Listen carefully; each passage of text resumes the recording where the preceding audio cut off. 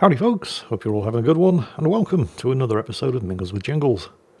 So I guess we're talking about Assassin's Creed Shadows in this episode since it's out, although, full disclosure, I don't actually have Assassin's Creed Shadows. I have not played Assassin's Creed Shadows, so take what I'm about to say with a generous pinch of salt. However, I have watched a lot of other people playing it. I've watched various different videos on YouTube, and I believe I've seen enough to be able to come to a fair conclusion, although your mileage may, of course, vary.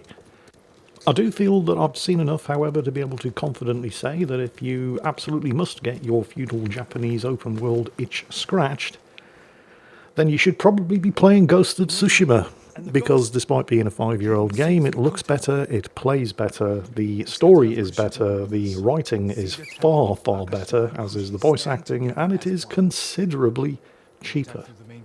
Although that's more just because Ghost of Tsushima is so incredibly amazingly good. It's not because Assassin's Creed Shadows is the terrible train wreck of a game that everybody was expecting it to be. On the contrary, it appears to be fairly good, or at the very least, all right. It definitely doesn't do everything right. In fact, it does some things incredibly badly. But where it's good, it's very, very good, and for the most part, it just appears to be fine. It's currently enjoying very positive overall reviews on Steam, and remember, those are user reviews, those aren't journalist reviews. The day of the game's release, Ubisoft were bragging on social media that, well, before the day it ended, they'd already blasted past 1 million players.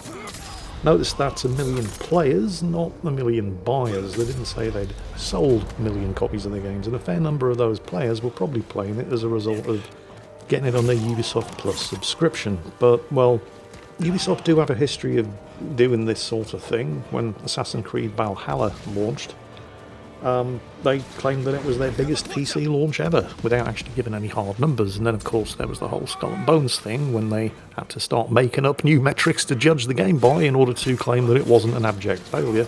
Record player engagement figures, whatever the hell that is.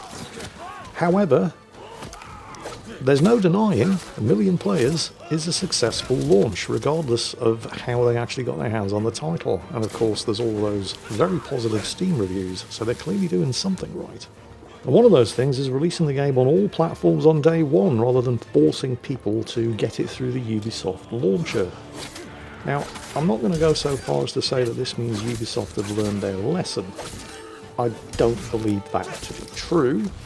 I think what's going on here is that Ubisoft have gone into damage control mode with all the controversy leading up to the release of the game. The fact that they had to delay it twice and certain bits of the game appear to have been heavily edited, more on that in a bit, in order to get around or bypass some of the controversy that the game was lumbered with long before launch. But this probably really shouldn't come as a surprise to anybody, because Ubisoft really need Assassin's Creed Shadows to be a hit, because if this game had tanked as badly as something like Skull and Bones did, it would have probably spelled the end for Ubisoft as a company. So I really don't think this is a case of the publisher learning their lessons and making good on all of the mistakes they've made with the releases of previous games. I think they're just basically doing whatever that they have to do to give this game the best possible chance to succeed. Things like not limiting it to the Ubisoft launcher, things like not launching it with day one DLC, things like delaying the release twice to ensure that the game actually worked properly and was minimally bugged on actual release, things like toning down a lot of the controversial stuff that's been generating so much negative press over the last couple of months, which appears to, well, it does kind of look like huge sections of the game have actually been cut out, in particular with regards to the second playable character, Yasuke.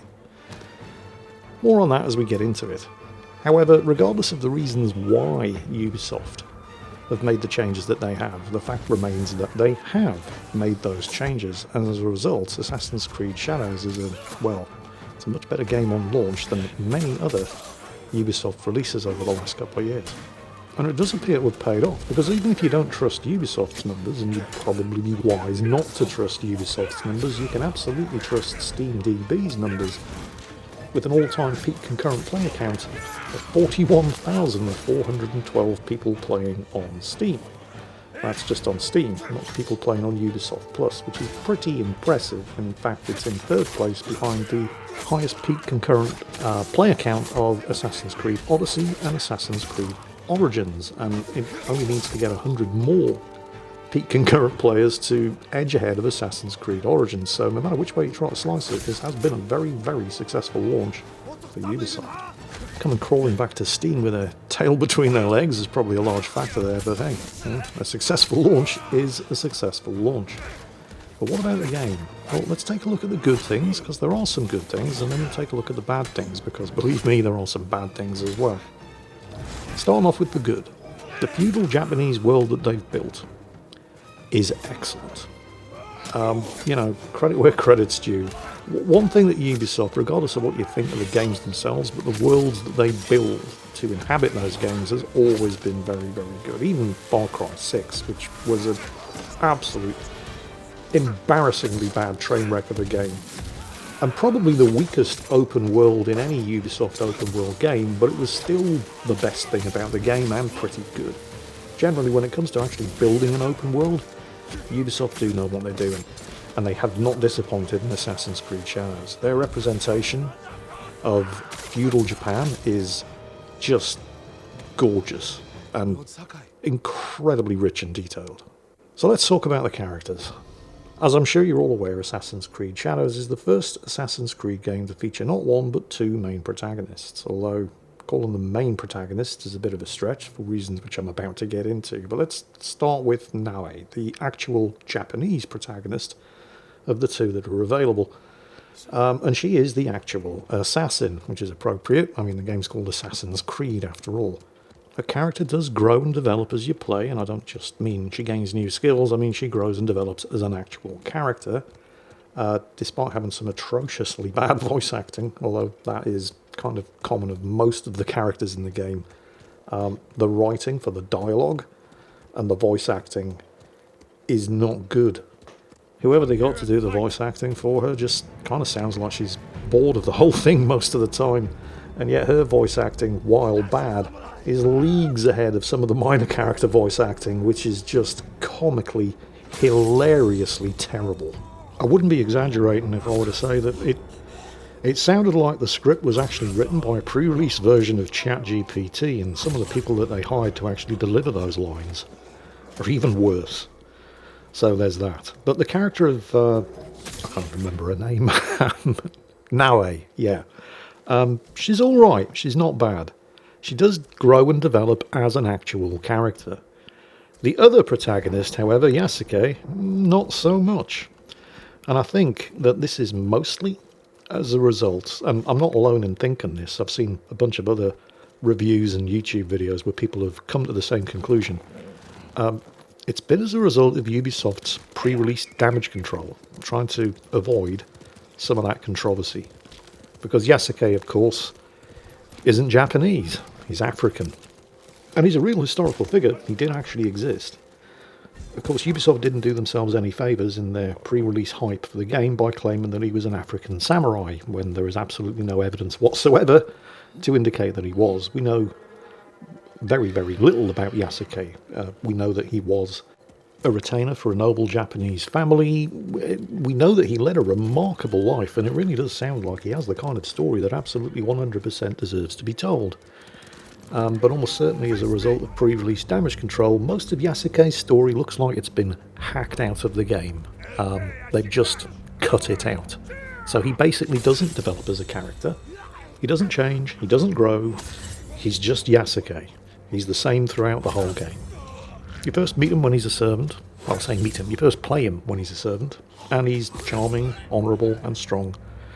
And then you switch back to the female character, and then the next time you come across Yasuke, he's suddenly a samurai, and he's still honourable, charming, and strong. He hasn't changed one bit, and there's very little explanation of how he went from being a family servant to being a family samurai, and nobody seems to react strangely to it. And you've got this huge African fella wandering around feudal Japan, interacting with a whole bunch of Japanese people who have almost certainly never seen a black man before in their entire lives and might naturally suspect he was some kind of demon. And as far as they're concerned, he's just another dude. It really does feel as if there was some extensive character development and plot and story centered around Yasuke, and Ubisoft just thought, nope, controversial, cut it all out, and focused on Naue instead, which is a shame, because Yasuke's story is the kind of story that does deserve to be told, although I think it's probably better to not tell it than trust Ubisoft to tell it, so maybe that was a wise choice. And yet, having said that, they have still left some things in regarding Yasuke that just...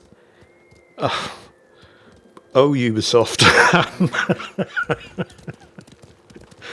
And probably the most controversial is his relationship with a certain Japanese noblewoman who he has an affair with. Now, this is a noblewoman who actually existed, and who is the ancestor of Japanese emperors, and who was known for being so loyal and devoted to her husband that she chose to die with him rather than live apart from him.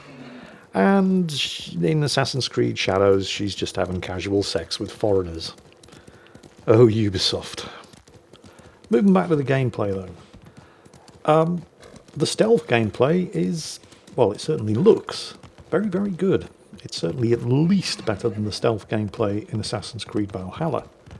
And while you don't get any of the social stealth that you got in the earlier Assassin's Creed games, hiding in crowds, that sort of thing, which they did reintroduce briefly, sort of, in a small way, in, funnily enough, Assassin's Creed Valhalla, what stealth gameplay that there is in Assassin's Creed Shadows is very, very good.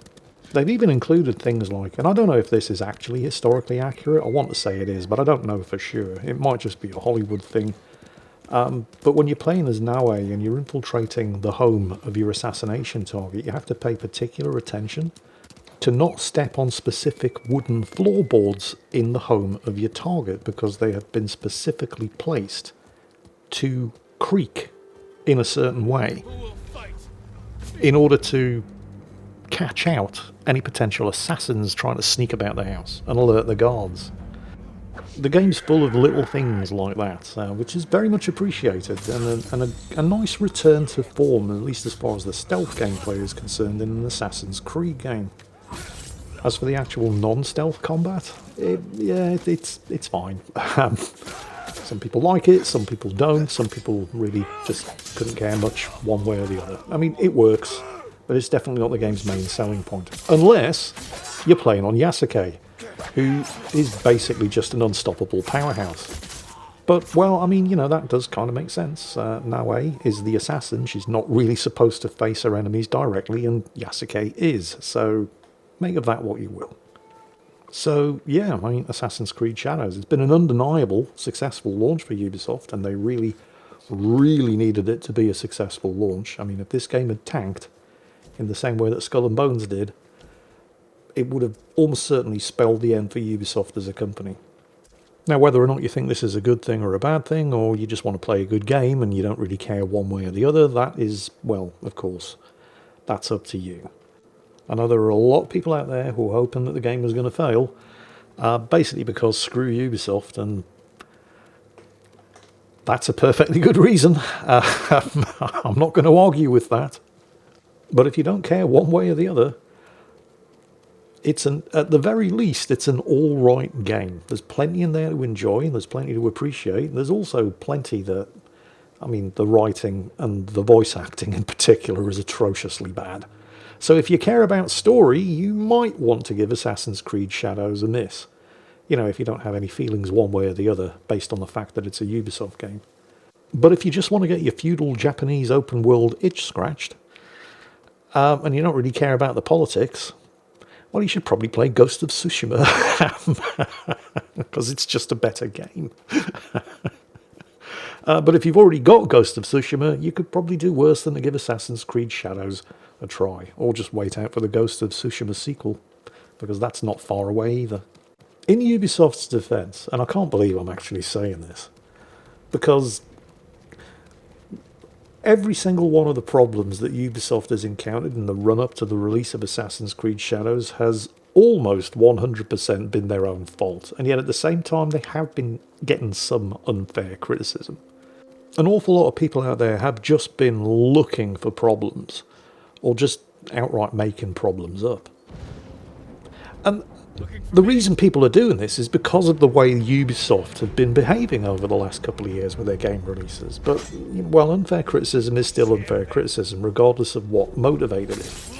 I'm talking about things like, they got a lot of bad press for some gameplay footage that was revealed showing Yasuke going amok in a Shinto temple and murdering monks and just wrecking the temple furniture and things like that. And of course, the usual suspects jumped all over YouTube and social media proclaiming, oh, it's just another example of how Ubisoft don't give a shit about Japanese culture. And well, yeah, they're kind of right and they're kind of wrong. No, Ubisoft don't give a shit about Japanese culture, except where it benefits them in the sales of their games. The same way they didn't give a shit about Viking culture in Assassin's Creed Valhalla, Egyptian culture in Origins, Greek culture in Odyssey. It's all just a hook to sell their games on. And done well, in the way that it was in Origins and it was in Odyssey, this isn't a bad thing. You don't have to respect the culture that you're basing your game in to make a good game about it and not offend people. At the same time, though, it's generally not a good idea to go out of your way to be disrespectful to that culture. And that's what people were calling out when the video game footage of Yasuke running amok in Shinto temples was released. But, well, here's the thing. That's not Ubisoft being disrespectful to Japanese culture. The player in that video clip wasn't on some kind of mission to murder monks and wreck temples. Ubisoft didn't make him do it. They chose to do that. That's the player being disrespectful to Japanese culture. And then the internet jumping all over it and saying, oh, look what Ubisoft did. No, Ubisoft didn't do anything. The player did it. They chose to murder monks. They chose to wreck a Shinto temple. Now, you could argue that you shouldn't be able to do that, but the Assassin's Creed games have always punished you for murdering civilians. There's nothing new here. Well, there is now. Because one of the things, another exercise in damage control that Ubisoft did, was make it impossible for you to harm the monks in temples and make all of the furniture indestructible. Purely as a result of trying to dodge the bullet that wasn't really fairly aimed at them in the first place. Don't get me wrong, you can point the finger at Ubisoft for all kinds of reasons and be 100% correct.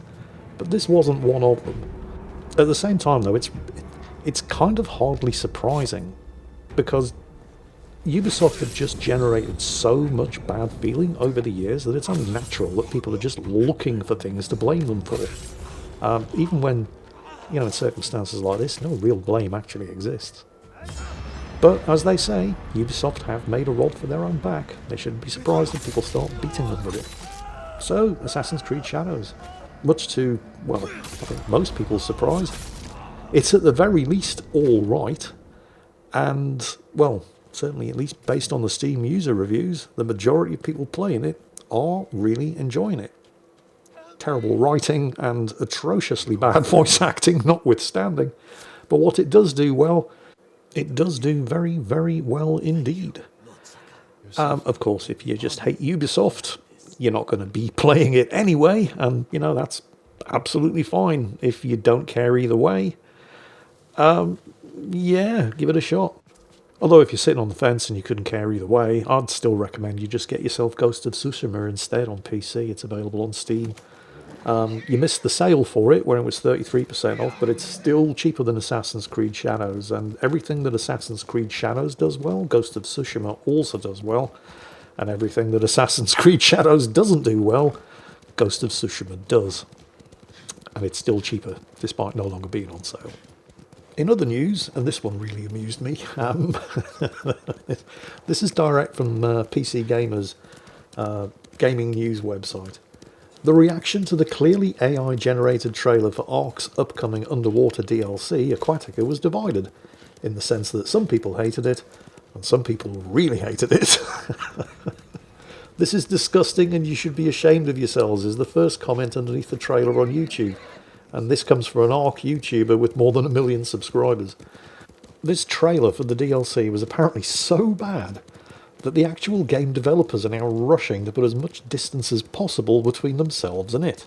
Lead game designer Matt Cole said, "The marketing department, presumably from the publisher, used still images of some of our assets to create an AI animated trailer. This was not part of the development team. We did not know that they were doing it." with a voiceover that sounds like it comes direct from a brain rot video on TikTok and characters whose feet seem to turn into fins at random, it's not a great representation of what anyone was hoping for from Aquatica. The generic underwater scenes make it look like Subnautica from Wish.com. The lead developer also explained that they have not used AI tools in Aquatica's development and that the finished DLC will not resemble the trailer.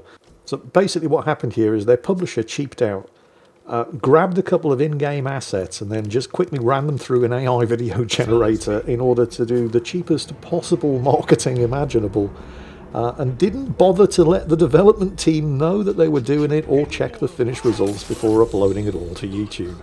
All of which led to a marketing blunder worthy of Ubisoft. An "Oh Ubisoft" moment, and Ubisoft didn't have anything to do with it. And on that bombshell, that's it for this week's episode of Mingles with Jingles. I hope you've enjoyed it. I hope you've all had a fantastic weekend. Whatever you're playing, I hope it's good. And as always, take care, and I'll catch you next time.